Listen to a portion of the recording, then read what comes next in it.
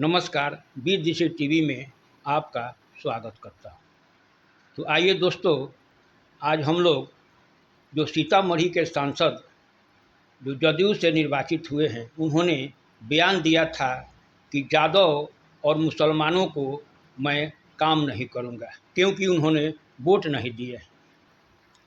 पंचायती राज के प्रदेश प्रकोष्ठ महासचिव सीपी चक्रवर्ती जी से आइए हम लोग चर्चा करते हैं कि उन्होंने जो कहा वो सही कहे या गलत कहे।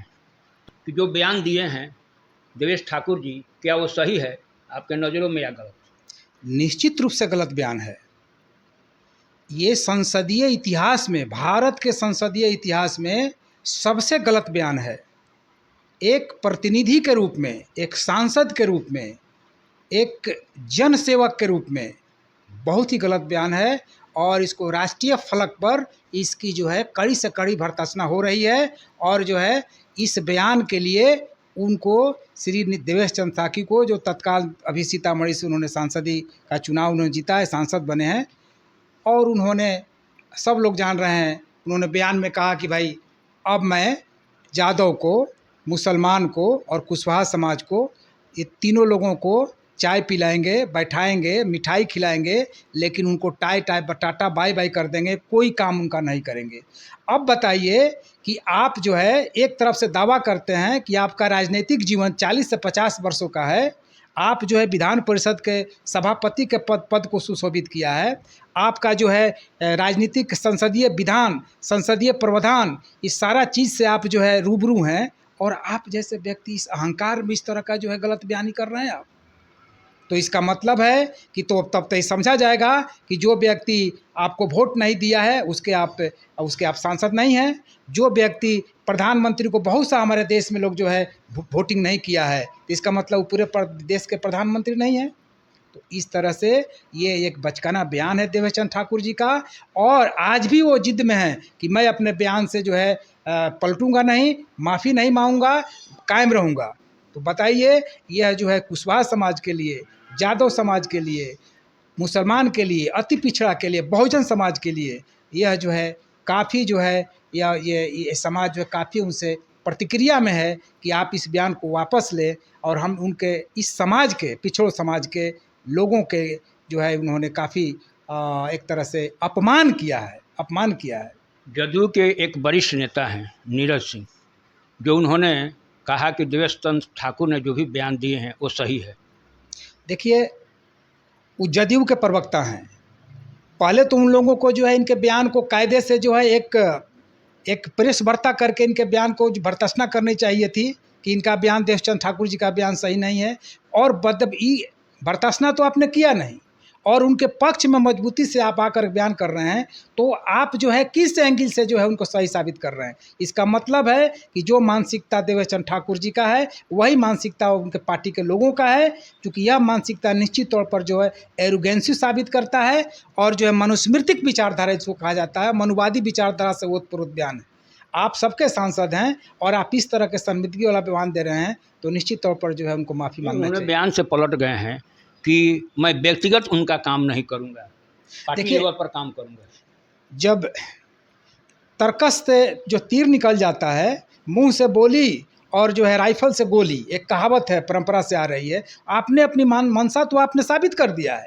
अब आप किसी दबाव में, या आपको कुछ लग रहा है कि हमने जो है हमारी जो है राजनीतिक जीवन का सबसे बड़ा कलंक हमने अपने आप को लगा दिया, हो सकता है कि आपको पश्चाताप हो रहा है, लेकिन आपकी बात तो, आपकी मंशा, आपकी विचारधारा तो मार्केट में निकल चुका है। भाजपा के गिरिराज सिंह भी जो हैं, जो अभी मंत्री भी हैं, उन्होंने भी यह कहा है कि मैं मुसलमानों का कार्य नहीं करूंगा।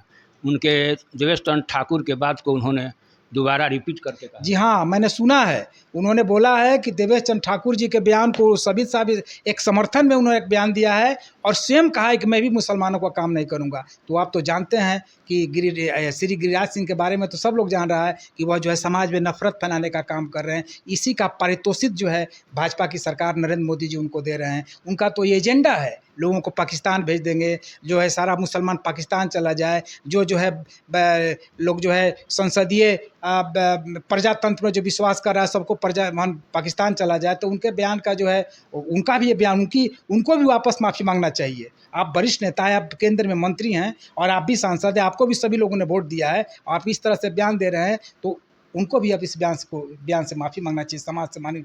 अगर ऐसा लोग दो लोग नहीं करते हैं तो आने वाले समय में पिछड़ा समाज, बहुजन समाज और जो है उच्च वर्ग के जो समाजवादी विचार कर रहने वाले लोग हैं, ये इन लोगों को आने वाले जो 2025 का जो चुनाव हो रहा है विधानसभा का, इसमें इन लोगों को जो है मुंह की खानी पड़ेगी और जनता इसका जवाब दे देगा।